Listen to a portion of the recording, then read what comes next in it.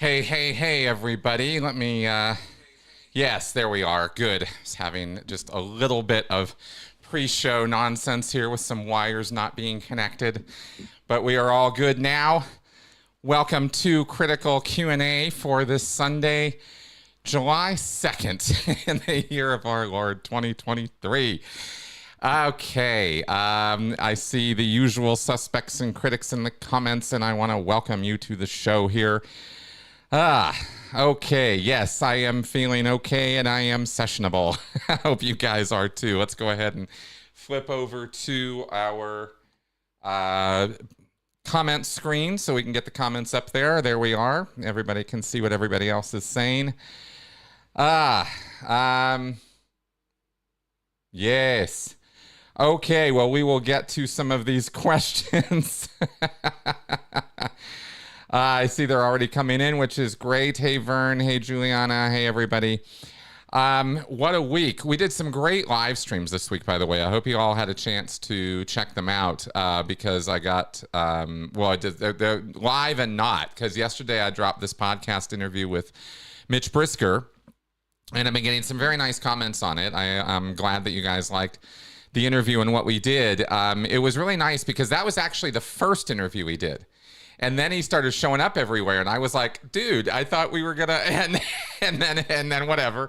I'm not a journalist, so I'm not trying to like get the scoop. But it was kind of funny because I thought ours was going to be the first one to come out, and then he started showing up on other people's live streams and started, talking about all this stuff. And so then that, of course, inspired me to do my my live stream where I talked about David Miscavige and whether he's a fanatic or not. I think that was last week's critical conversations, and really got into some details about that guy, and about thinking about David Miscavige's headspace. And anyway, I just, sometimes I like going against the grain a little bit. Sometimes I like pushing back on some things a little bit. There was also the show that I did with Poe on the Go, John Poe, where we poked a few holes in the narrative that Yashar Ali presented on Shelley Miscavige. And that's fine. We should be looking at these things through a factual lens and asking questions about things, because Scientology is always worse than you think. You don't need to make it worse than it already is. It's already awful. And I see some people who just can't give an inch. They just can't give, like, if there's any possible worst interpretation of anything, it has to be that. And it can't be that, that it's just some, anyway, it's just kind of funny to me how some people react badly to trying to maybe say it's not, this one thing might not be quite as bad as you think it is. Oh, no, I can't believe it. You must work for OSA. So that's always kind of fun. But yeah, Mitch definitely has a very unique perspective on his time in. He very much does. And I appreciate it, because he's got a lot of information. He has been exposed to a lot of information, and we're gonna draw it out of him as we go here and get his years and years of experience, just like we have with other folks. So it's exciting. It really is. It's quite interesting to get a new and original take on what's going on in there. So that was this last week's fun. So let's go ahead and start throwing. Actually, I've got them over here. Let me go over to this side. Now, of course, I left my mouse over there. One moment, because I can't throw the questions on the screen without that, and I'm a silly goose. So give me 1 second.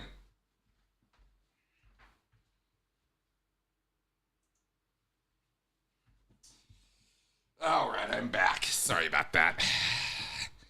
Some of the pre-show shenanigans are me taking my mouse back and forth.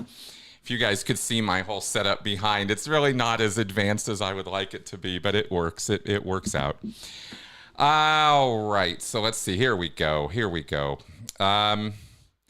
Let's go ahead and head on up here through the comments and start taking your questions. This is, after all, Q&A. And I'll try not to be so about dead space in here, but there we go. Okay. Stuart, I do not know what the airspeed velocity is of an unladen swallow. Weather here in Denver is absolutely beautiful today. I think we're going to have rain again in the next couple days, but we're getting some sunshine over the weekend. And it has been so bipolar. The weather here has been nuts, just nuts, with this big heat dome in the mid-south area of the United States. All the weather that normally Denver would be getting, we are not getting. We're getting, apparently what I heard from the weather people is we're getting a bunch of weather from West Mexico coming straight up to Colorado because of this dome thing. And I don't know if that's true or not, but we're definitely getting weird weather this year. It has been very strange.